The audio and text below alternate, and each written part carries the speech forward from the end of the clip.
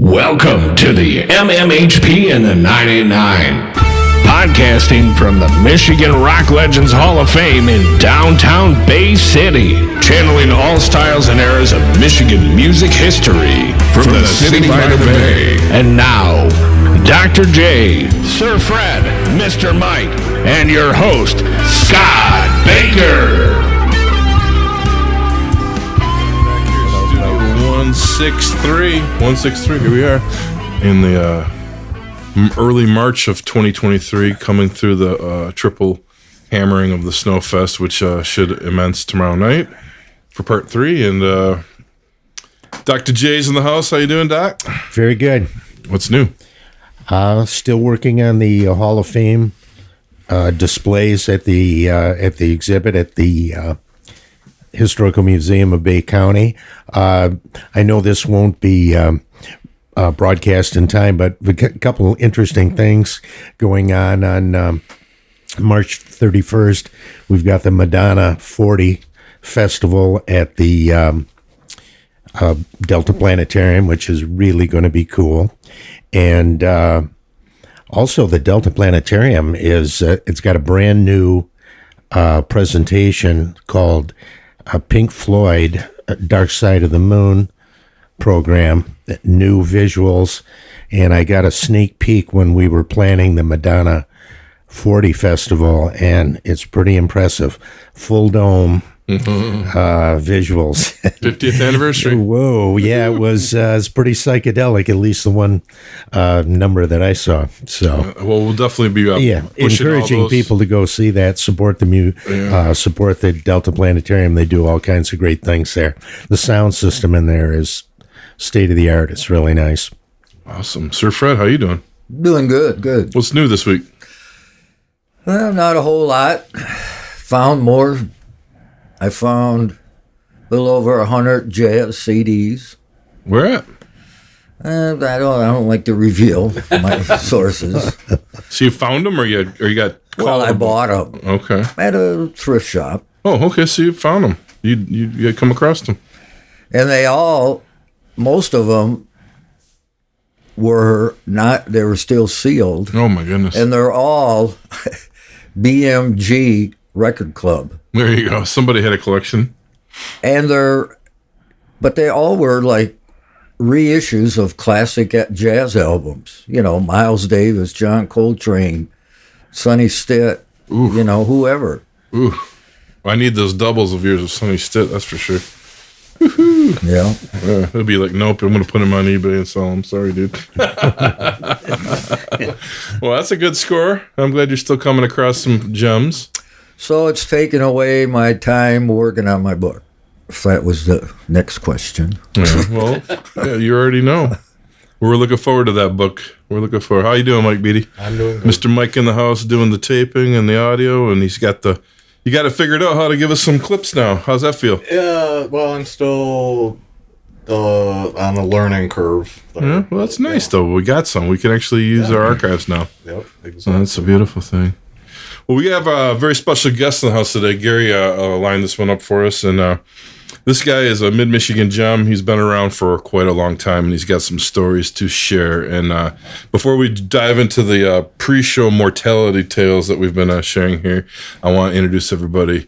Mr. John Hebert, how you doing? Good, I'm good. How are you, Scott? I'm doing fine. I'm feeling good, man. We're getting ready to have a nice year. I think after this snowstorm gets away here and we get going into spring, everybody's going to take that fresh breath of air and try to enjoy the rest of the season. I plan on that too. I mean, I'm a boater, and that's kind of what I want to get back out to my boating. I see bookings are coming. All the announcements are coming. It's going to be for us musicians. It's going to be a heck of a year. So. Yeah, it is. We're getting a lot of bookings lined up right now with Soul Express. That's who I'm currently playing with, and it's always a fun time with these guys. Oh man, different bunch of guys. Yeah. So.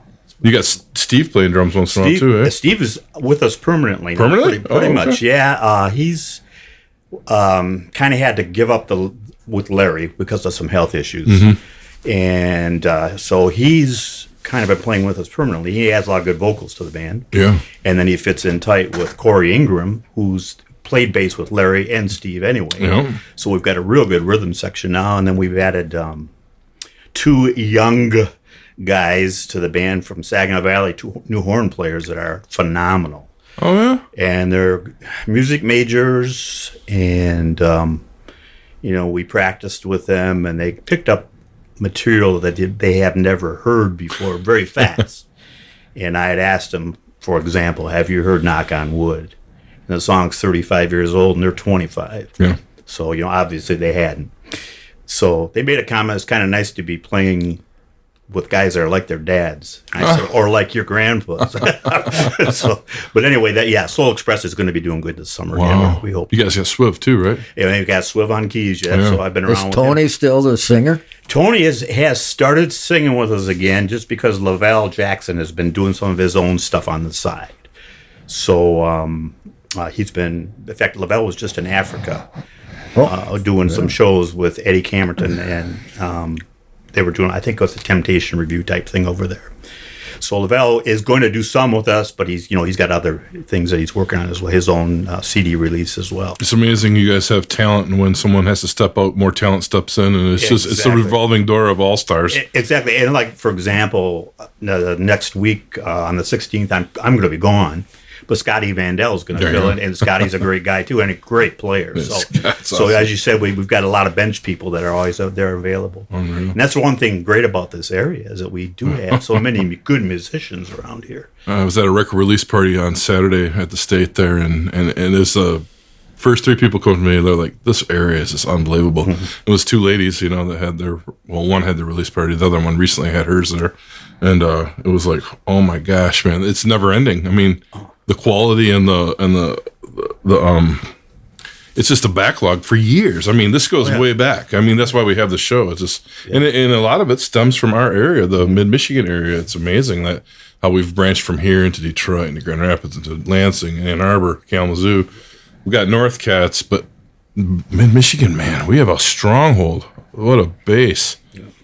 But no, that's cool, man. Soul Express is going to be out and about. That's like an endeavor that people come to see, which is really cool. Yeah, we enjoy it. It's a fun band.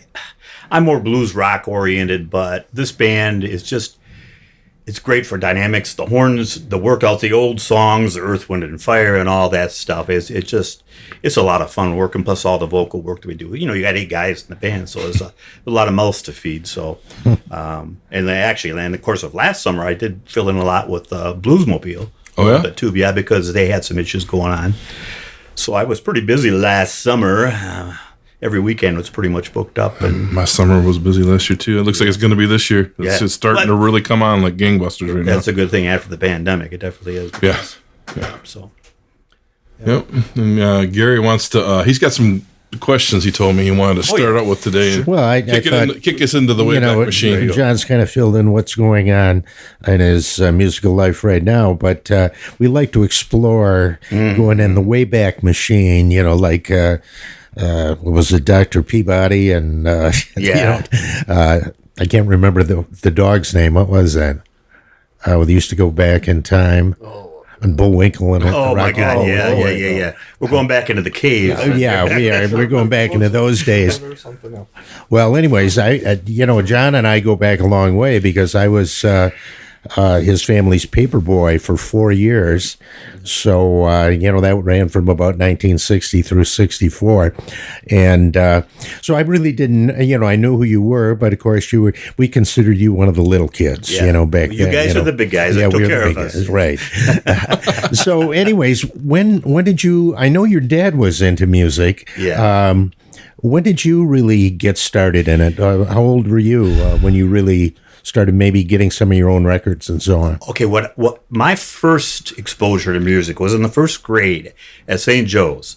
I played trumpet. I learned trumpet. I read trumpet music.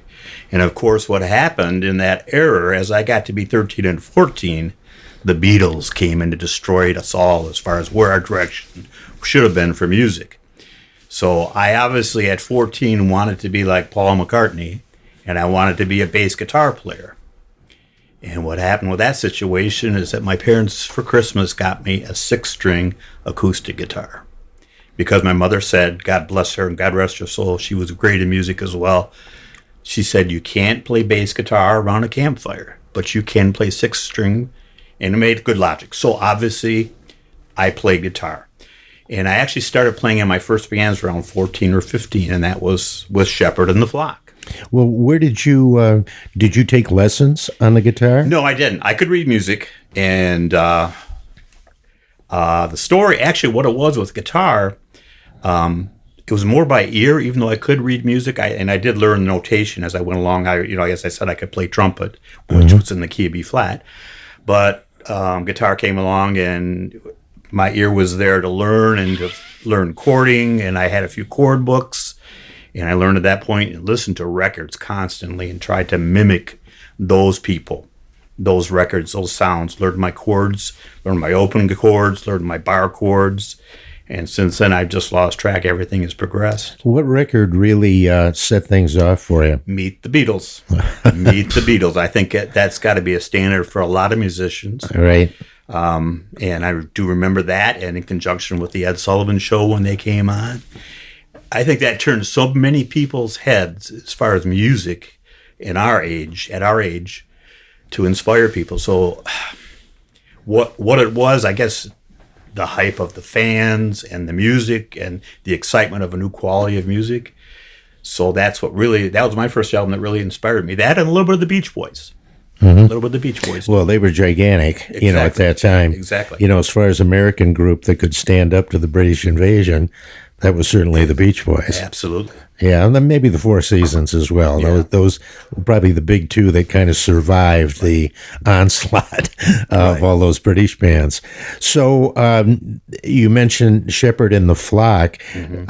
Did this occur when you moved on to All Saints, or did this start at St. Joe's? That was at St. Joe's. I was the youngest member of that band. I think I was 15. The other guys were 17 and 18. So I was like the baby of those guys. Who else was in the band? Randy Thompson was in the band. He's currently living up in East Jordan. Dave Shorkey was our drummer, and Dave actually played on and off with Dick Wagner and the Bossmen. He would fill in when their drummer couldn't make it. Steve Gable, who's now living out on the West Coast somewhere, was our lead guitar player. And then we had a lead singer named Bob Sokovy. I knew Bob. And you probably knew Bob. Sure. And it was kind of a political move with Bob because he was one of the most popular kids at Central High School. And we were getting ready to do the Battle of the Bands at Roll Air Rink, so we thought votes were important. And you're right. And we were right. Oh, yes. As it is. So Bob was our lead singer through that escapade, and that's how Sheperd and the Flock got started. Well, to kind of take us through, the whole thing with the Battle of the Bands at Roll Air, that was such a pivotal time, in our area. And, to think today that you could have 2,000 kids crammed into one spot and really have very little trouble. There was almost no incidents of fights or anything like that within Roll Air anyway. Right. And everybody out there for the music on those Tuesday nights, it was the place to be. Right. Not only in Bay City, but probably in a 25 or 30 mile radius around Bay City. So kind of, if you would, to kind of take us through how that happened. How did you audition or sign up, or what? Do you remember what the procedure was? Actually, from what I remembered, it was an open. You would sign up with. It was Bob Dyer and Dick Fabian that ran that from WKNX radio, AM radio. Of course, AM radio was the radio. Oh, sure, everybody listened to AM at that time. So we signed up, got selected, and then you would start in the rounds, and you would go against two or three other bands every week, and then there would be a headliner there, for example, like Scott Richard Case or Dick Wagner, or just different large groups from Michigan itself in general. And as you went each round, you would run and go to the next round, and you would keep competing.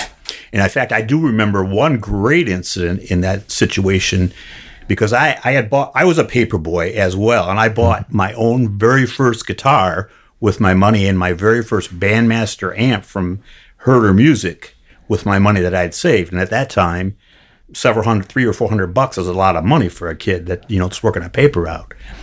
And I was so excited on our second round that I got to use my brand new amp, which is the Fender bass or Fender Bandmaster, and Dick Wagner was on the same stage, and his amp had blown up. So he said, "Can I use your amp?" And I said, "Well, yeah." And the first thing he did is take all the knobs and put them on 10. Really? Full blast. Because everything, he ran whack was his controls from the guitar.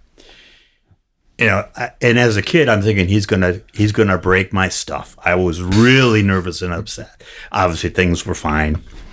And that was one of the rounds that definitely stayed with me. But obviously, as it went on, it went through most of the summer, and then we made it to the final rounds and did end up being runner-up for that year. We end up being runner-up. Do you remember who won? No, I don't, Gary. I don't remember. I was trying to find out, and I couldn't remember who won. We were runner-up, and we got a custom PA system, and we got money, and then we got guaranteed bookings at places like the Blue Light and the Band Canyon and all the places in the area where, that was part of our prize to play at all these different places. So it was a great experience for me as a kid at that age. You can only imagine hanging around with all these guys that, for example, Scott Richard Case using Super Beatles and Les Pauls and stuff, that the equipment that I had never had a chance to even play or touch or see, and get to hear all this music. And what year was that? That had to be in 1966, I'm thinking, 66. 67, maybe 67. But as I said, you would have probably known the guys that won in 66. Yeah. The Intruders. They were from Central. Yeah. So it had to be 67. I think it was the following year. And that's, that one shift would have been bringing in the headliners, because I don't think that occurred on the earlier years of the... Possibly. Yeah, I think 67 might have been the first year. Right. And then you started seeing them doing the Super Tuesdays a little while later, which would bring more of those bands from around Michigan in. Right. So then you're pretty young, though, at this point. Actually, you were probably too young to get into some of these clubs like Daniel's Den. Right. So how did you swing that? We just, the guys didn't say anything. They didn't say anything. It was kind of like I waited out in the car until everything got set in, and then when everybody got busy, I just kind of walked in and did my job, what I was supposed to do. But I was such a small guy. I mean, somebody had to know that I didn't fit in at that point in time. But it just happened, and it was a good experience. Well, I'm sure. And all those places are really pretty cool for bands. I mean, you played at Daniel's Den, right? Yeah, played at Daniel's Den. And that must, the one thing that everybody always remembers about Daniel's Den, and the people I've talked to, were the big velvet curtains that opened up, once you started your set. Right. That's kind of a big time setup there that a lot of teen clubs didn't have that. Yeah, I know. It was amazing. And, as a kid, 15, 16 years old, you're seeing all this stuff and you think, I'm on the way to be a Beatle. I mean, you were thinking this is what you wanted a 6-string guitar for, and it was a great experience. It was priceless. Yeah, I'll bet. It's just priceless. Was there a big name act the night that you played there? I mean, because they did book some pretty big name people. The day we played there, there wasn't, but I think the week after, Sonny and Cher played there, I believe. Okay. So they, as you're correct, Gary, they did get some pretty big names. Yeah, you could go down the list. Right. Even some bands like the Yardbirds played there. Exactly. And the Tremolos, who had some pretty big hits. Right. Not to mention all the American bands that had top 40 singles out at the time. Right. What do you remember about the Blue Light? That one was a little later on when they opened up. Yeah, that was out in Cairo, I think. No, Midland. The Blue Light was in Midland. Okay, I'm trying to think. There was one out in Cairo, too, that we played at. I can't remember. I'm trying to think. Was that 007? I don't know. I'm not sure about the one in Cairo. Yeah, I don't remember a lot about those places other than the fact that I had written down on a log that we had played at those places as a young kid, and I kind of kept that stuff. Oh, that's, a lot of people didn't do that. Yeah, I tried to do what and my mother kind of said, "Why don't you write a lot of this stuff down?" Which I did in my own type of diary and stuff for that kind of stuff. Yeah, I wish, like for example, Rollaire would have kept track of that. In fact, they even had a lot of photographs of bands receiving the their trophies or whatever, winning either a round or a championship, and no one bothered to even put the name of the band on the back of the photo. Right. So over time, I mean, you've got these photos, have no idea who these bands were, that played there and won. That's really too bad. Do you remember very much about the Blue Light? Not very much. No, not. Yeah. Did Daniels then did they use the, well, Fred, you probably know too. Did they use the upstairs, the balcony at all? Daniels Den? Did they have a balcony? I know it. Yeah, they had a balcony. They had a balcony, yeah. I don't remember. Okay. Yeah, Wow. I don't remember either. I don't even remember how packed it was the time that we did play there. In fact, we might have played more than once. I'm not even sure with that. Well, it's over 50 plus years. Yeah. I know. It's a Yeah, we're going, like you say, the Wayback Machine. Yeah, this is deep. Yeah, that's right. Okay, how about Band Canyon? What do you remember about that? Boy, that was a hot spot for a few years. Well, obviously, and Sheperd and the Flock used to play there, and it wasn't a lot, but we did get routine bookings in there. I think I saw you there. Yeah, I remember the name Sheperd and the Flock. Yeah, we used to play there. In fact, we played there, and through one of the major things that Gary and I have talked about. Yeah, we'll bring that up a little bit later. I figured you help have that a little bit later when it turned into a different situation. But at Sheperd and the Flock, we played a lot of those places, and we did our share of private parties as well. So that group, I'm trying to think, how long was I in that group? It had to be at least 4 or 5 years, because I did go away to college, and of course I would have had to have less.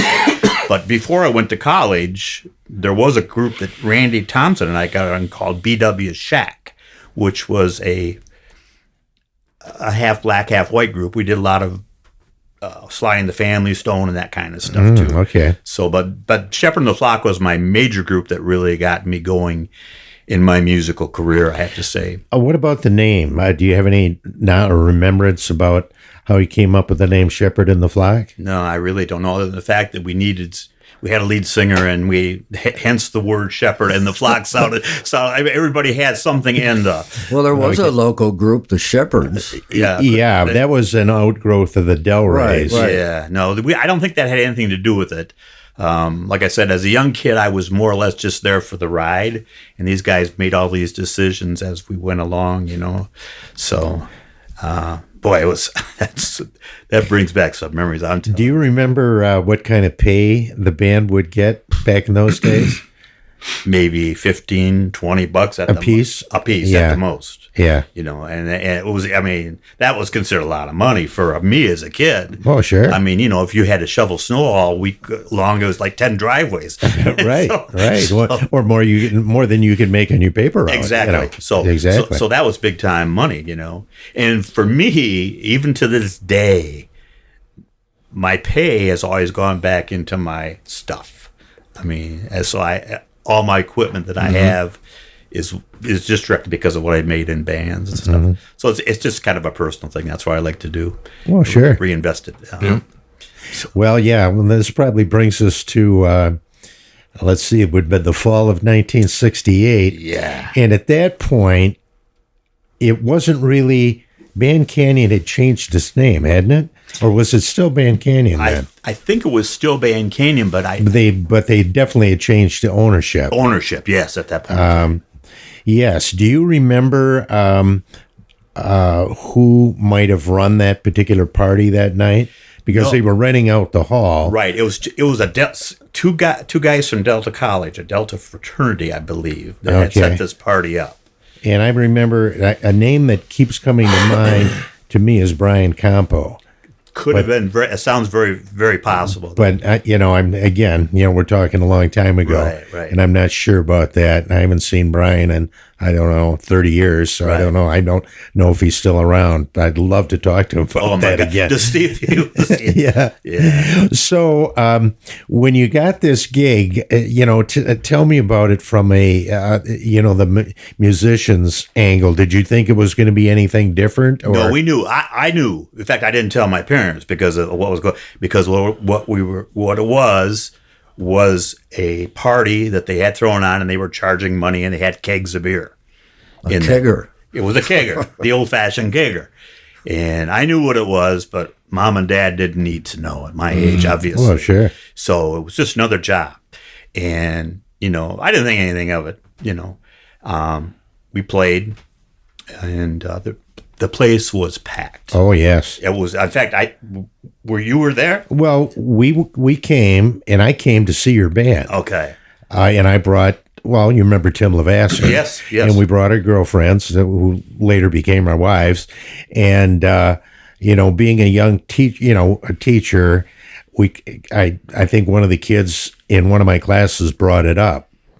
And, and talked about it, and told me about that Sheperd The Flock was playing. I said, well, yeah, I know John Hebert is in the band. And so I said, you don't know how this is going to come back. Because, I might show up there and I'd like to see John's band.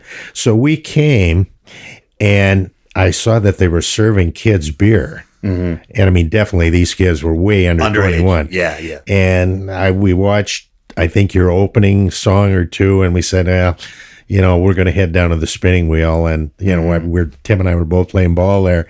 And so we spent the night there playing shuffleboard and so on. And it was getting a little late. And I was thinking, we didn't really get to see Sheperd The Flock very much. Let's go back. Oh, you did go back. Oh, yeah.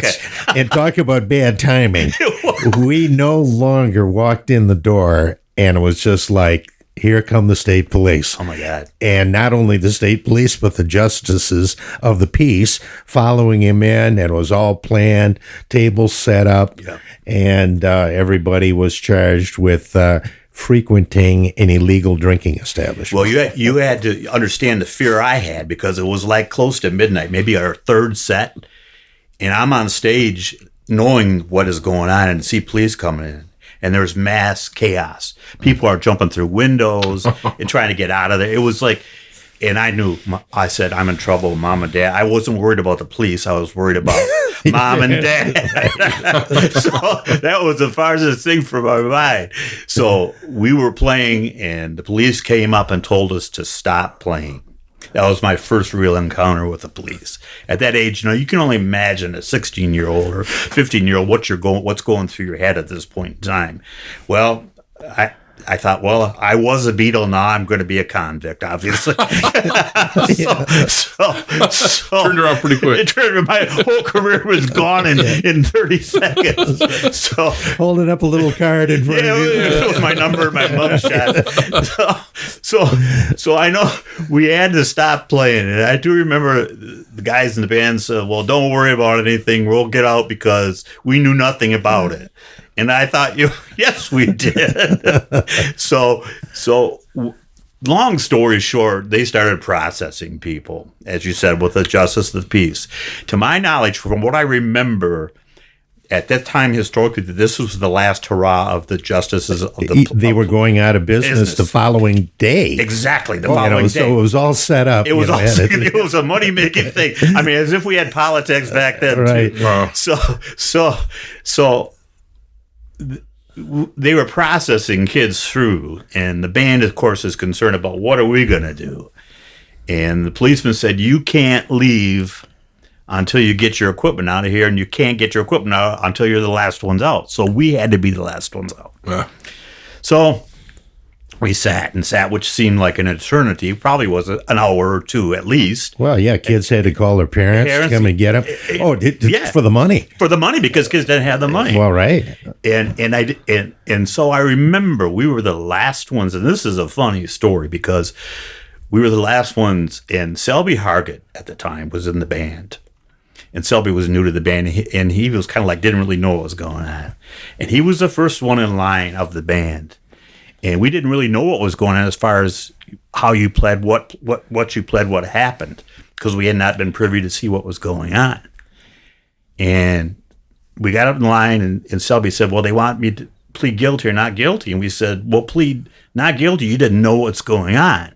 So he pleaded not guilty, and they put handcuffs on it and put him in a cruiser. So we knew our plea was going to be guilty because we had to work better than what poor Selby was our guinea pig. Well, yeah, the same thing happened to us. Tim Levasseur had a little bit of a temper, and of course, since we were 21, we weren't underage, and Tim put up quite a beef. He would not plead guilty. He spent the night in jail. Oh, my God. Yeah. Wow. Well, that's what they were doing, and that's what happened to Selby. After I saw that, I pleaded guilty. You were like us. So because it was a $5 fee that they charged you pleading guilty, so it was like a ticket that they just collected money. Yeah. Wow. And I was in a situation where I didn't have the cash, so my dad had to come out there. Now, my dad, you knew my dad. Oh, yes. And he worked in the insurance business, but he knew a lot of the legalities going on. And he had an attorney that worked for him, worked in his company. So he played the five, and he was really mad. My dad was really, he was really upset. The long story, I didn't tell him what was going on, and, normal kid to dad thing and stuff. But the next morning, he was so mad, he contacted his company's attorney. And the attorney said, that's totally illegal. So my dad, I do remember, went down to the courthouse and complaining. They just gave him back the $5 because they knew the whole thing was such a washout. Wow. So it was, talk about politics. I'm telling you, it was, it was really something. And what a mess to have the state police involved. And these JPs had card tables set up in the lobby. There were, I think they processed somewhere between 250 and 300 kids. Oh, it had to be because it was that packed in there. Yeah. So that was the last fiasco of the Band Canyon. One of my last big remembrances of Sheperd and the Flock. Yeah. Because I think after that, things kind of took they went downhill, but the worst part was, I think maybe a year or two later, they had a shooting there, and 2 people were killed. That's right. And this was was at a wedding or a birthday party or something. It was 2 adults, it wasn't kids. So I want to write about the Big Band Canyon bust, of course, and and also try to dig up the information about that shooting. But I was student teaching at the time at Bay City Central. So, of course, one of the kids in one of my classes mentioned that Mr. Johnson was going to this party. It was a big headline story in the Bay City Times. So, the following Monday, this is my last week at Central. I think my student teaching experience. The word got to the administration office that this teacher, Mr. Johnson, was at the at this party or a beer party at Band Canyon. Well, come to find out, Dave Johnson was a teacher at Bay City Central. And Paul Grine, who was the assistant principal, the big hammer at Central, when he heard, he didn't know me from a hill of beans, I was a student teacher. He thought it was Dave Johnson, the regular teacher at Central. So poor Dave Johnson comes down to the office and just gets ripped upside and down about the bad publicity of having a teacher, and he didn't even know what was going on. So anyways, 2 or 3 days later, Grine figures out that there is a student teacher named Johnson at the Central High. So I get called down to the office expecting the absolute worst, like you get an evaluation for student teaching, and it was a good experience up until that day. But come to find out, Grine was so embarrassed for what he had done to Dave Johnson, the teacher, that I got like a little maybe tap on the wrist and the warning, they used to get in your education classes at at Central Michigan University, don't drink in the town where you teach. Go to another town outside. And this was actually in the education classes. Wow. And so, boy, I was really in full violation here. Because you were in your own town. Yeah. And, but I got away pretty, I guess you could say with very little repercussions on that one. Wow. But I would have liked to have been a fly on the wall for that when he brought Dave Johnson, the real teacher, down God, there, yeah. and heard that. And he knew nothing about. Yeah, right. Oh, wow. So, anyways, this is pretty close to when you're still in high school at this point, though. Yeah, right? I was in high school. I graduated in '70, so it would be 2 years before I was going to graduate. I think what did you say? It was '68? Yeah, it was the fall of '68 when that happened. So yeah, I was just a junior, and that would have been at All Saints at that point in time. So I don't remember how my classmates react. I knew the nuns would have been upset, but I didn't really worry about that. Yeah, probably didn't mention that in class. So that's something that you didn't. But that's the time where the teen clubs started to fade out. Exactly. So where did you guys gig at that point? Did you play like school dances and we did like school. that? Yeah, we did play some school dances. I played as earlier bands and school dances at the old St. James. Remember the old St. James sure. auditorium there with some bands and stuff that I was in.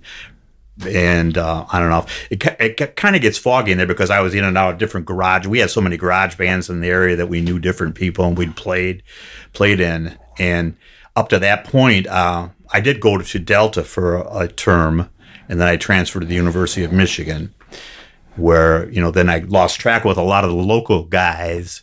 But I found new people down in Ann Arbor that I played with in garage band, mostly blues bands. I found a lot of cats that played the blues down in Ann Arbor, so I was able to do that for a while, and then moved back to this area, and then a whole new era of me playing started out again with different bands. That going to a blues band down there, what was your feels doing that? Like that had to be your first experience changing it up from the Beatlesque style playing. Yes, Scott, it was. And I tell you what, we used to go to a club, and I can't remember the name of the club, but I knew this guy from New York that he and I would go out to these clubs, and he said, we got to go see this one band. They're called Sky King. And it was Dave Brubeck's son played in the band. Mad Cat was the harmonica player. They had one hell of a band. I mean, they had electric violin. These guys were way ahead of their time, and they just had somewhat of a reunion. Did they really? Not too long ago. Yeah, so I got to see those guys, and I ran into, which really started me into the blues era down there. There was some at that time. I mean, you're 20.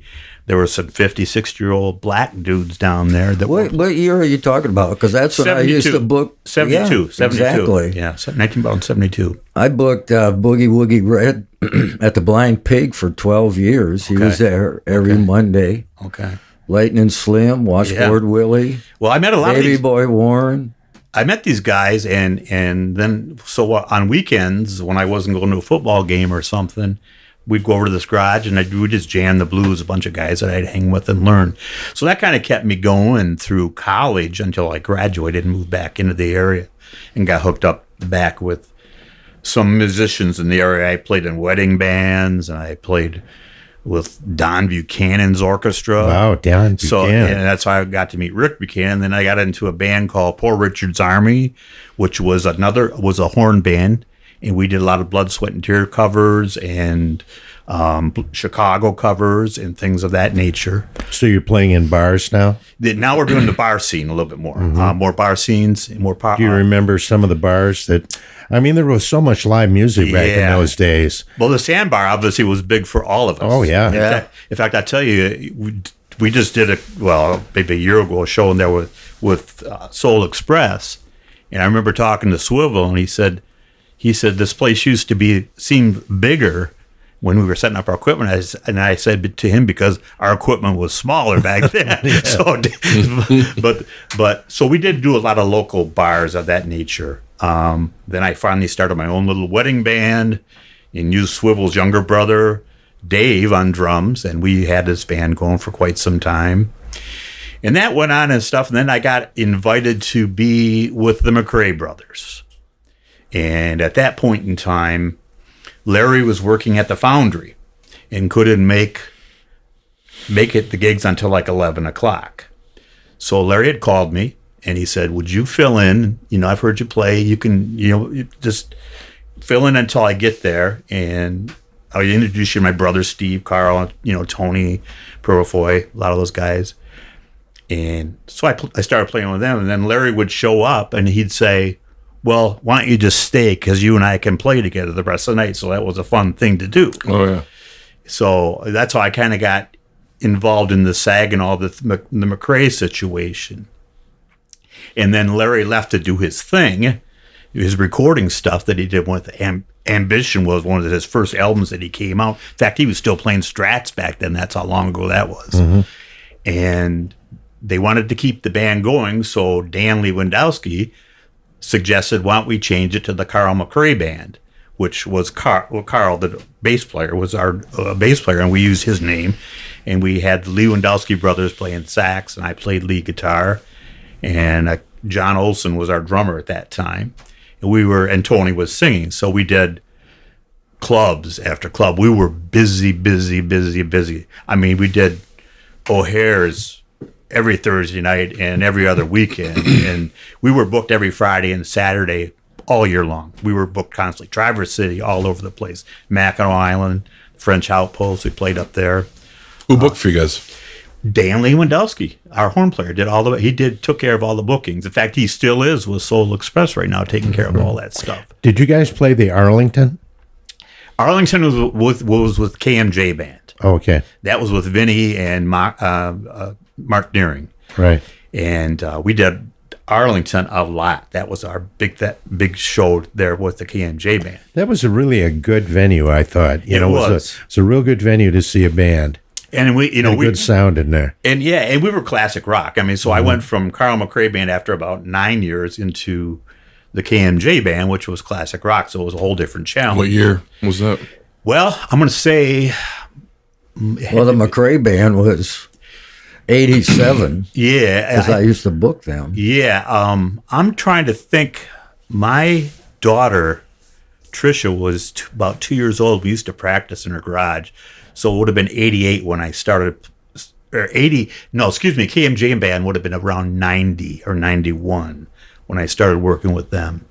And I played with them quite a few years. Did you go back and forth between the two bands? Or? No, I had left for about a year. Okay. I wasn't playing. I took about a year off and just worked on, my own stuff. And got involved. Vinny had saw me at a Garber football game. And he said, let's get this. You want to join our band? Blah, blah. We got great guys. And it's classic rock. And I said, yeah, it sounds like a fun thing to do. Were you in that concert with Wayne Bennett? No. It's a long story. But Yeah. I know the story about that show. Is that when you went around town to all Daniel's Den or Lion's Den, I mean? No, but after that, I booked them for a show with the McCray Brothers at a club in Saginaw. Mm-hmm. So Wayne and I, went down River Road, anyways, we got feeling pretty good. And we get to the club and everything is cool. He goes, yeah, we'll do this. And then after I started the promotion, he disappeared. Mm-hmm. Went to Chicago, and the number I got was a gas station. Yeah. Wow. Yeah. That sounds like some of the stories. I know that Wayne hung around this area for a while. Yeah, I could never figure that out. I don't know why he hung around here. Well, I finally found out, but yeah, okay. Can't talk about it. Yeah, it's probably good. Something like that. But I like I said, going back to the KMJ Band, I worked with those guys, and then we actually got to the point where we got to open for Starship one show downtown Bay City, which was kind of a cool thing because I got to meet Mickey Thomas at that time, who was kind of a hero for me. I always liked his voice. And was that at the Friendship Shell? No, that was across the river. Oh, at Vets Park? In the Vets Park area. It was for it was like a fundraiser for the fireworks. Okay. And we went on stage with them, and that was kind of a neat thing to do because, You know, he was, I mean, as far as a star, he was a pretty nice guy. He was pretty easygoing and still sings well today. I mean, he's still got a great voice. So that was with KMJ Band. And then... Grace Slick wasn't there? No. I think most of the members of the Airplane were pretty much gone by that time. Yeah, he had a young girl called Stephanie Calvert that was singing at that time. She has since left the group. I kind of keep in touch with her on Facebook. But they've got somebody different now. Mm-hmm. But she was a good vocalist too. She did a lot of Grace Slick's parts, and they were very good. And then I can't quite remember what happened. I ended up leaving a KMJ Band, and then got back into Soul Express, and that's where I am today. And that's been since, I'm trying to think. It's been 10 years that I've been working with Soul Express, and it's been a fun gig. You know, it's been a good gig. Well, you guys still do Word Up? That song? Yeah, we do all those songs. You know, the thing, it's funny because, as you mentioned earlier, with the depth of musicians anymore, a lot of us know these songs. We've been playing so long. It's just a matter like you don't even say the key. You just know the song. You just know the tune, and so it works out. And as far as for a band like this, when we practice, it's only to work out maybe some vocal harmonies or some intricate things. And adding the 2 new horn players that we did, they were all new, so they had to be brought up to snuff with some of the older material. But it's a great band to play with. So it's funny how you look back at where you started and where you are now. And I have my own studio at my house. And I'm still writing material and trying to get my own stuff. And it's a lot easier today because of computers and DAWs that you can, digital audio workstations that you can put stuff on. So every morning I get my coffee and I just go in my own little studio bedroom and put headphones on and start playing with stuff. Go ahead. Well, you've been playing a long time. Have you recorded? Do you have CDs? Yeah. Well, actually, I don't have anything officially, but I have a bunch of demo stuff that I'm at a level where I'm going to start doing something with it. It's got to be finally. I've written probably about 15 songs that are kind of blues rock oriented, and I've been kind of. I have distractions. It's called the Soul Express Band when we get busy. And when summer comes, I have a boat, and it's boating season. Mm-hmm. So I get kind of pulled away from that stuff. But I've been making a very concerted effort this winter to get a lot of that stuff done. So at this point in time, I've got some pretty good mixes down that I'm going to try to do something with. As far as what I'm not going to go to a recording studio, or I may have CDs pressed and just play with it and just give it to people to see what they think. All right. How about the other instruments? Are you bringing people in for drums? Not yet. I've been using computer easy drummers and addictive drummer programs that work very well for me. They're not loops. They're basically live things you can patch and do things with on your computer. They're good. And they actually do sound pretty good, but I eventually would like to bring people in. For example, I'm playing the bass parts, but I'm not as good as Corey Ingram. So I will bring in Corey to play bass lines eventually on some of the stuff when I get to the point. Mm-hmm. And he'll do it. I mean, he's just a friend that wants to get involved with music and stuff of that nature. Vocals, I'm doing all my own vocals. Pretty much, it's just a plaything right now, but it's starting to come out. Some of the stuff's starting up. I'm kind of getting happy with it. So it's good. Yeah. Did your daughter Tricia? Did she kind of stick with music? I know she was very interested in that. She played trumpet and picked up 5-string bass and reads bass guitar music as well as she reads trumpet. I mean, I don't read guitar music. I can still read trumpet music. Clef music, but I don't read guitar by staffs or by music.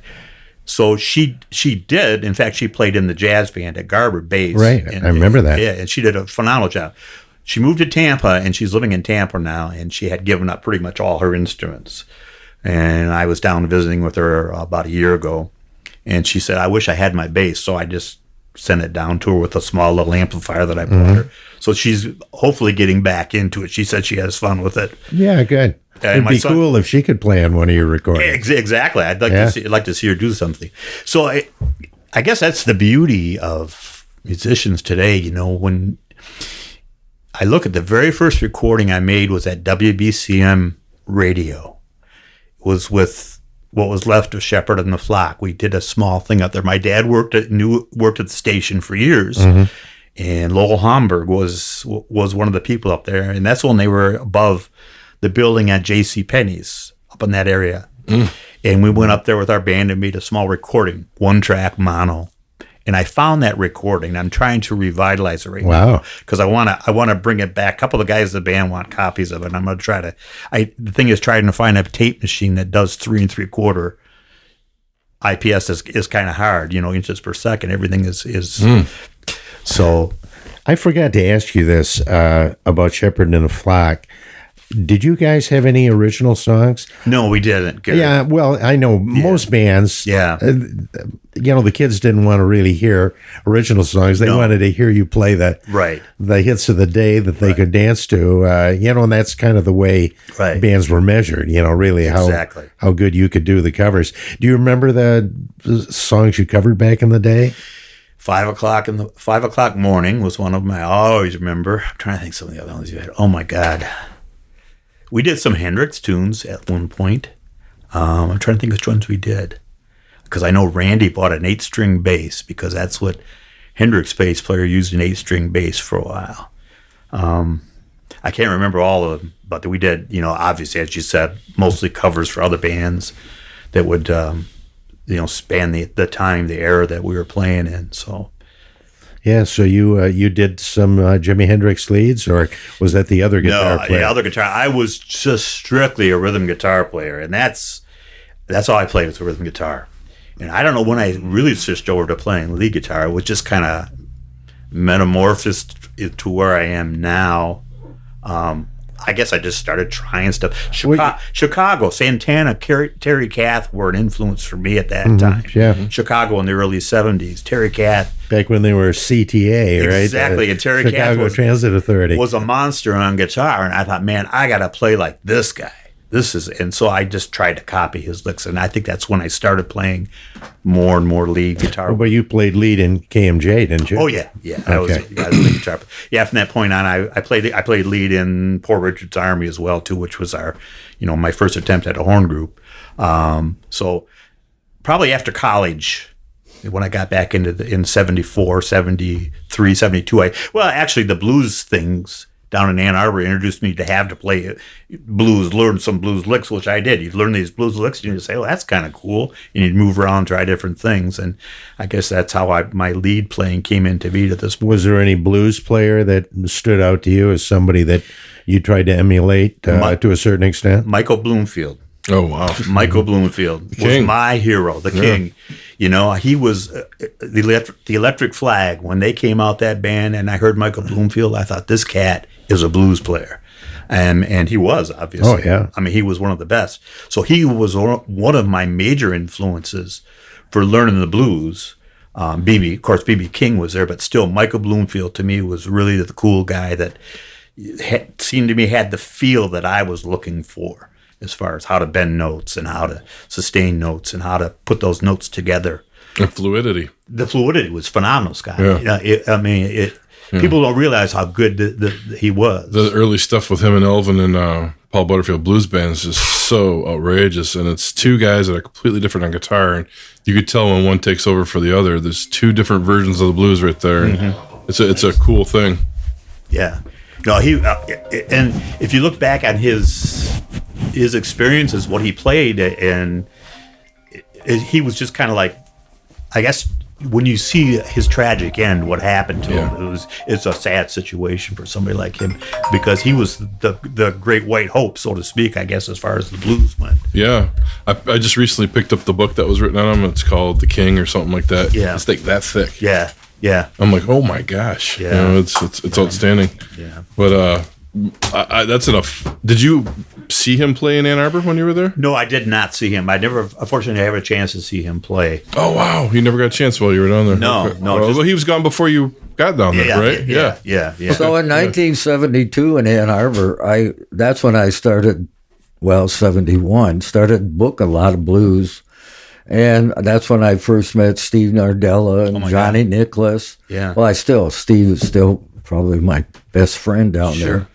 But all those guys like that, Mr. Floods, Blind Pig, Mackinac Jacks. No, Fred, you booked which festival? Ann Arbor Blues and Jazz Fest. What year? 73. Did you? Did you go to that? Special Detroit show on Saturday afternoon. Go to that. No. That was my show. Yeah. Wow. It's Well, at that time, there was all those clubs had a lot of blues. Mm-hmm. I mean, big name Chicago blues. Luther Allison. Came in all the time. Yeah. Is there a particular moment that you were like, wow, this is in my heart. This is it. This is the tune, or a guy, or a band, or a jam. What would it have been that took it over for you? I think it's funny because I think I have to believe that the blues is always deep there in your heart somewhere, and but going from that all you're playing for all those years in Beatle feels and pop music feels, what was that change that clicked in you? Well, like I said, Michael Bloomfield obviously was big, and then he would talk about. I mean, when you were was it playing with someone in particular, or no, just different guys that played blues down there, just feeling it, local and being guys part of it. Did you ever meet Ron Tucker? No, I did not. Harmonica player. Well, he lived from Saginaw, but he lived in Ann Arbor during those years. Yeah. I was just curious if you had a particular inspiration while you were down there that turned the light on. That was like, whoa. No, I think it just kind of gradually came, and I'm going to tell you, I played in country western bands. I worked with Michelle Spitz for a while, and it did country shows with her, but inevitably blues has always been my background, and I guess it's because it's an emotional thing. I remember my mother singing.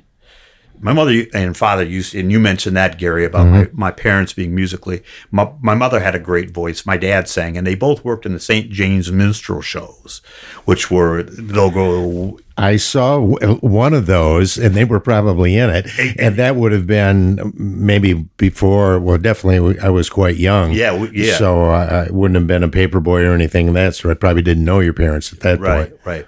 But at that time, there was a group of people that they hung around with, and one of the people that performed with them was an actual black lady named, and I will never forget her name. Her name was Mabel Dangerfield, and they would do their practices, and then they would come to my parents' house after, and they would drink and do more rehearsals. And I remember this Mabel, who's singing the blues a lot. That's a good blues name. And she was just a great blues singer. And her and my mother would sing together. And at that point, as a young kid, I still remember that. And I couldn't have been much more than 4 or 5 years old at the time. But I think, as you mentioned, Scott, when does blues really hit you? I think it's a combination. It starts to grow on you. Yeah. And there wasn't, I don't think, one person that came out, but as far as guitar playing, obviously I'm going to go back to the fact that Michael Bloomfield was my first inspiration. Electric Flag, particularly. Electric Flag in particular, that band. Yeah, and you were doing Hendrix already by that time. Exactly. So Bloomfield just took it to another level. For you. Different level. And of course, Buddy Miles was a phenomenal drummer. The combination, who eventually did, he worked, worked with Carlos Santana and different things. So, and Santana was a big thing for me at that time too. I started to hear Carlos and John McLaughlin. And all this. Neil Schon, also all this stuff came into play. So I guess I learned at one point that you can't just play one style of music, and playing, you used to go in the music stores and you would plagiarize notes and play a blues scale in a country lick, and people say, well, what is that? Well, it's just music is plagiarism. I mean, we're stealing one note from the other and from other cats that we hear. So at this point, I'm definitely like I said, I obviously Soul Express is a funk rhythm and blues band, but the blues, when there's a blues tune, that's when I'm the happiest. I got to take it back because I didn't get a chance to ask these questions, and it just occurred to me with all this great bits of you learning all these styles. But you've played with Bobby Balderrama, Dick Wagner, yeah, all the guys in the area that have gone on to other things. Did you ever spend any personal time outside of Wagner with the amp thing, like to jam with them or to hang with them, or was there any one-on-ones back then? No, but I tell you what, this is a good story, and this did happen, being that, and I mentioned earlier in Sheperd The Flock, that Dave Shorkey, our drummer, used to fill in occasionally with Dick Wagner and the Boston when they're drumming. I think it was Woodman. Woodman. Yeah. Couldn't make it. And at that point in time, Dave had met Ted Nugent. And we used to practice at Dave's house, and Ted Nugent came to one of our practices. And at that point, he was putting the Amboy Dukes together. Mm-hmm. And I remember him, once again, he wanted to play my guitar. And here I am, a 15, 16-year-old with this guitar that I purchased with my own money. So obviously I'm a little bit nervous about another cat, older cat, playing my equipment. And he picked up my guitar and played it, and he kind of like did a whammy bar thing without a whammy on with it. the neck? With the neck. Yeah. And I was really upset, and I grabbed it from him. And at that time, I didn't know who Ted Nugent. Nobody really knew who Ted Nugent was at that time, because he was just putting together the Amboy Dukes in Saginaw. So that was the only other experience. What did he say? He just looked at me and just called me a name. Did he? Because I was a young kid. I was like a young brother, basically kicked me to the side and just told me, just don't worry about it, kid. I mean, wow. Funny stories. But living in this area. How about Meatloaf? Any Meatloaf stories? I mean, you had Woodman and the Popcorn Blizzard guys. Never had anything with them. No. So a lot of these things happened just because they happened, and you were just there at the time and in the music scene.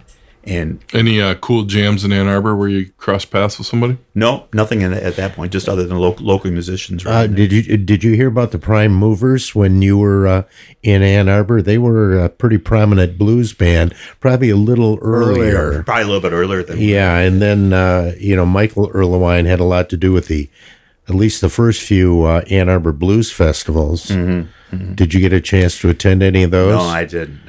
He was a photographer. Or part of it, because he didn't. The actual person who was the head of it was a guy by the name of John Fischel. Okay. Because I booked Lightning Slim at it, 1970.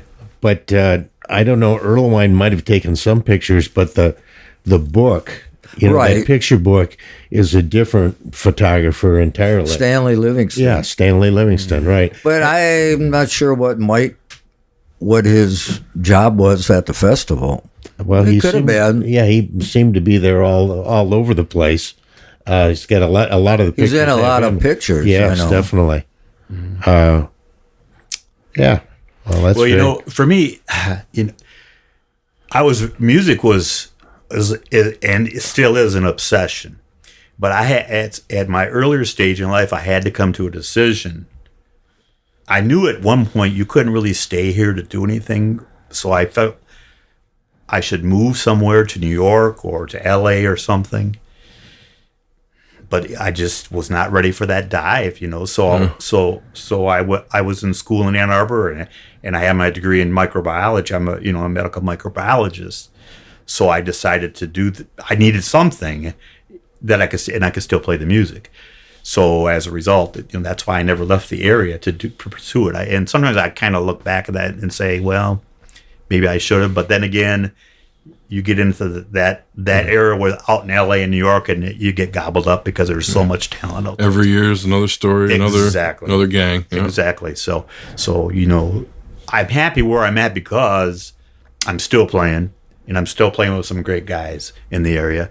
And I met a lot of people over the years that I've made friends with or had experiences with, a lot of good memories that I we've all talked together as fellow musicians. We could probably have the best sitcom on TV if we could bring all our stories together. Oh, for sure. Because some of the stuff is unbelievable that we went through as far as our careers and stuff in music and together. So in the next few years, we're definitely going to get to hear your music.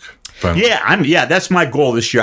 I've been kind of lax on, but this has been what I've been really working hard on the last several months. Well, you heard it here first on the MMHP and the 989. John Hebert's finally going to release these long lost demos that he's been writing at home all these years, and that's a good reason now to have it out there, so I will get them out. But yes, I'm at the point of doing it. Are these multiple styles of music or blues oriented? they're kind of my style. Just your thing. It's my thing. Whatever comes to play, I'm going back into. I'm pulling out old guitars that I have, Epiphone casinos and I'm using tremolo with them and different things of that nature. And I'm trying to paint different pictures, stuff that's not really out there today. And not a lot of heavy, but a lot of different, Leslie's and different things that I'm going to use. So I'm going back over my years and just try to bring all the stuff into an air. And if people like it, they do. If they don't, they don't. But I got to get them out. I got to get this stuff out of my head. Yeah, that sounds great. So that's by the time this podcast runs this fall or whatever, late summer, however this falls in there, hopefully that you'll have a little web presence and a tune out or something. I do have a website that I'm going to start posting those things on. What's it? It's johnwilfred.com. And I do have some cards I'll give you guys. Well, for the listeners, John, WIL JOHNWILFRED F.com. All right. And that actually, I use that because a lot of people that I know want to know where I'm playing. We're going to put this up when the time comes to. And so this is where I'm going to put some of the stuff on. And I might start putting some of the demos on soon. It's a Wix website, so it's real easy to play with and keep it up. Cool. Well, we hope that we can get you some listeners too with this podcast, or at least you can use this podcast down the line when the release comes out. Exactly. I To appreciate tune in with it. And thank you, John, for all your years of playing. Your stories from the road are incredible. This impeccable storytelling that we've had here for over 2 years is it's grown in depth and in width, and we're getting every angle from these 60s, especially rock stories, when the rock guys come in like yourself. And then, you guys have all gone on to funk and soul and blues and country, and there's so many angles for it. And John, you were at the heart of this, and we appreciate you. Well, thank you for having me. And you know what? You guys are doing a great thing for the area here. People really need to give you guys kudos for what's going on here. This is really good stuff that's coming out of this. Thank you so much, man. Yep. Thank you, John. Yeah, it's outstanding. The MMHP is hosted on Apple, Spotify, YouTube, and our own Libsyn podcast site. You can also search MMHP 989 on Facebook for up-to-the-minute information, as well as both Dr. J and Sir Fred's album picks of the week, posted every weekend. Don't forget to look for Mr. Mike's local music live series, posted frequently on MMHP's Facebook hub, as well as Scott's Mid-Mitten 15 from Harvest Canteen, featuring one-on-one interviews with Michigan music artists. You can connect with Scott on the web at scottbakermusic.com, Dr. J at michiganrockandrolllegends.com, Sir Fred at fredrife.com, Mr. Mike at YouTube at Mr. BT1. That's MRBTEE and the number 1. Brought to you by Michigan Rock and Roll Legends, located both inside the Bay County Historical Museum on Washington Avenue, as well as Scotty's Sandbar on Evergreen Drive at the Bay City Middle Grounds. On behalf of our hosts, Dr. J, Sir Fred, Mr. Mike, and myself, this podcast wouldn't have been here without the voice of the MMHP, Mr. Eddie Switek, the generosity of the Bay County Historical Museum, which hosts the Rock and Roll Legends Hall of Fame, as well as this podcast, Mr. Alan Garcia, all of our guests, and especially to the listeners, we want to thank you. Shortly after my dad passed away, Jay brought over some stuff from WBCM. Because my dad was a radio guy for a lot of years. Oh, yeah. I know he worked in radio. In fact, I worked at WBCM FM when I was in high school. Oh, cool. I used to go up there when Eric When it was on Tuscola, they used to have the station. And so my dad said, well, you want a job here? He said, all you got to do is work for the 10 to 11 shift and play classic music, no announcing. So all I had to do was put records on and a half hour do the station ID as required by the FCC and that kind of stuff. So I got my operator's license to do that and everything. And it kind of, it was kind of a fun thing. But my dad worked in back to my original story, when he passed, Jay had brought some stuff over that was from the old WBCM radio station where my dad had kicked in and used to work there a little bit. My dad was a ham for radio. He loved doing that. How long was he on there? I don't really know. It was probably before I was born. and then he would occasionally fill in once in a while. So it was periodic after that. Yeah. After a certain point. Lowell Homburg was there at the time at WPCM, and he worked with him a lot. He used to, John Lipinski used to work at. Didn't Eric Gila's father own it or something? Could have been. He had something to do. He was at the was studio involved with that at the station. Winona Hotel for a while. Could have been. The one I remember was when I was in the Okay. That's when I went the Penny's to it. building, Yeah. or behind the Penny's, Okay. Bay City Market now, but they had a studio above there in that building. My grandma used to work up there when it was Penny. She had the upstairs. She did all the clothes. My grandma Baker. Yeah. She used to go to the juicy fruit machine, Yeah. put a quarter in and buy it. Give me a juicy fruit every time I come visit her. Oh, I used to love going upstairs at Penny's. It's funny how these memories come out. And I do remember. You remember, Gary, the old roller rink where everybody would walk in God. The roll air shuffle. The That was the shuffle. YMCA Yeah, dances wasn't too. that something? Every Yeah. Tuesday night. What a great thing! Oh, it's awesome. What a great thing for kids. Yeah, I feel real bad for kids today. They don't have it. You know, the social skills that you got Yeah. into and stuff. I mean, meeting Right. people and girls. Well, and, even the dancing. I don't know if kids even dance today. I don't know. They were all. When we were growing up, there was always songs you could dance to. Yeah. Slow songs. Didn't you say there was something on Midland Street that started?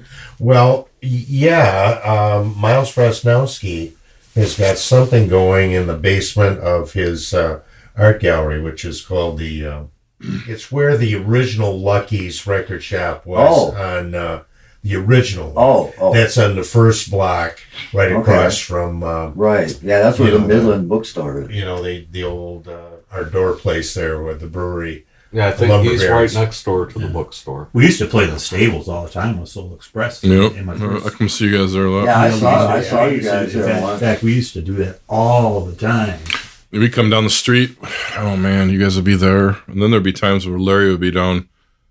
But I guess Larry was before that. At O'Hare's and the River Rock, because we were playing River Rock, but we go down and see you guys there on different nights. Midland Street was a different thing. too, Yeah. back Yeah, well, Yeah, before the DJs Yeah. and everything went different. Although they didn't have any place that really was a great spot for bands. I mean, they didn't, except for the Bonton.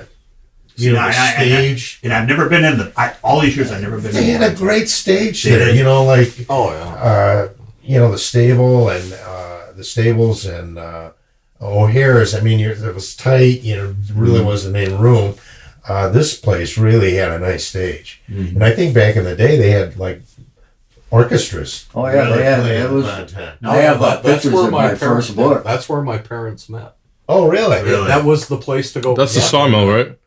Yeah, The sawmill. Yeah, I know that as a sawmill. Yeah. Yeah. I saw What's- KMJ play there. Okay. They need to redo that place. I would love that place to come. Yeah, my parents. Such a great stage there. Yeah. I have a friend Very from cool Saginaw place. that he says he was in the KMJ band as a guitar player. Steve Schrage. Well, now that I don't know. So no one seems to know who he is. And I'm Bob thinking, Charleboy. Bob says. Well, in fact, I worked with Bob's band, Bluesmobile, like 6 times this past summer, and he said I was the longest lasting guitar player in KMJ. So I don't know if I should take that as a compliment Maybe he was or shortest, stupidity. I I don't know. At Mako's memorial, I was talking to Vinny, and I'm just talking about Mako. Yeah, Mako never had a bad thing to say about anybody. No. He said, "Oh, just a few of the guitar players." That was an exciting, different band for me to be in. Yeah. Great band though. I mean, but good guys and. I only saw the KMJ band at one time with Wayne Bennett, and the only thing I could remember, and I guess it was Vinny, some guy from stage kept spitting on the audience. And I thought, jeez. who the fuck is this guy? Yeah. And that was Vinny. Vinny. Yeah. Well, he See, just I never kept got to know spitting. those And I'm guys. I going, know of them, but I never got to know those Vinny guys. did Believe it some or not. unusual things. It was always a treat to see what was going to happen with Vinny. Working at the hospital at the time, and I had lunch every day with Bob Holmes, the heart thoracic surgeon. And he started saying, "Man, you've been looking really peaked lately." I said, "Well, I'm 53. I mean, this happens." Yeah. And I couldn't throw the ball well to Chris, my son, anymore. I thought, well, what the hell. And got me in a series of tests, and immediately I had to have a triple bypass within 2 days. Wow. Yeah. You know, and I was totally asymptomatic. Had Tom Burke was alive at that time. He came up to see me from ER. He looked at my chart and the blockage. It was 99% blockage. And I was, you know, underweight, never, you know, other than but my cholesterol was sky high. And I hadn't been to a doctor in 20 years. You know, bad thing. Tom Burke said if I had the heart attack, there's been no revival. Wow. I mean, so that's some scary shit when you think of it. Oh yeah. I mean, thank God I was working at the hospital because if I was digging ditches, I probably would have, you know. Or working at any other job where you're talking to somebody that wouldn't have noticed something about you. I tell you, my outcome was, you know, I'll never forget the day I was playing with KMJ Band. And we had a gig at the Arlington that weekend. I got admitted to the hospital on Thursday night after the heart cath. Bob Holmes came in and said, well, you know, things look, you know, you're going to have to work. We do surgery now, but we got to wait till Monday, long story short. I said, well, Bob, I'm supposed to do a gig this weekend. Is there any way you can let me out? He said, are you nuts? He said, I'd lose my license if something were going to happen. I said, you know, so I had to call Vinny and Bob Charleboy. Dead on the stage in the Arlington. Well, Vinny would have loved it. You would have been legendary, John. My God. It probably would have the chalk mark, permanently on the stage. Yeah, Vinny would have had pictures taken with me. That's right. Holding your head up. Yeah, holding my guitar.